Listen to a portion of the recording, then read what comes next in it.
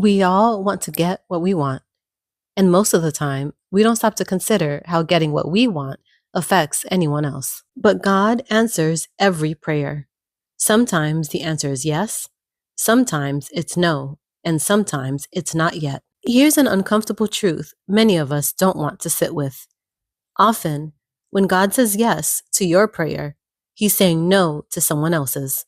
And sometimes that someone else is a person you deeply love. If you pray for a specific job and you get it, that means others didn't.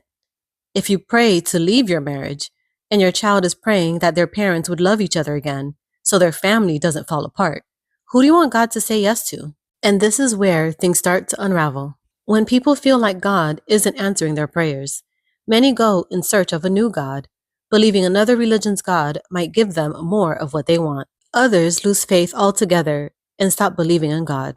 But what's the belief underneath that reaction?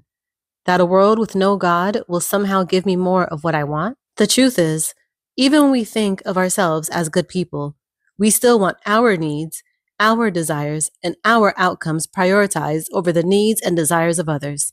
And once you truly accept that billions of people are doing the same thing, chasing what they want, often at the expense of someone else, including you, you start to understand why the world looks the way it does. And this is where Jesus becomes unavoidable. Jesus doesn't enter the human story to help us get what we want. He enters it to confront the truth about us, that even our best intentions are shaped by self-interest. Human desire, fear, and self-preservation all collided at the cross. And instead of saving himself, Jesus absorbed the cost of our selfishness. And that's what love actually looks like. Not power or control, not getting your prayers answered on demand, but sacrificing our own desires for the betterment of others. And let's be honest, how many times have you wanted something, gotten exactly what you wanted, the new relationship, the new job, or the new opportunity, only to regret it later? This is one of the hardest realities of being human. We are convinced we know what's best for us in real time, and we temporarily feel good when we get what we wanted. But when it doesn't turn out the way we imagined, we get angry at God, at life, and at others. Sometimes when God says no or not yet, it's because He sees something we can't see yet. That doesn't make the waiting easy.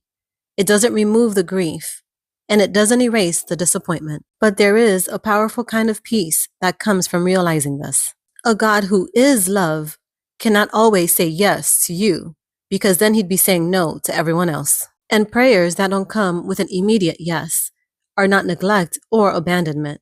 Sometimes they are restraint. Sometimes they are protection. Sometimes they are growing us and teaching us how to look deeper. And sometimes they are love working on a timeline you don't yet understand. And one final question.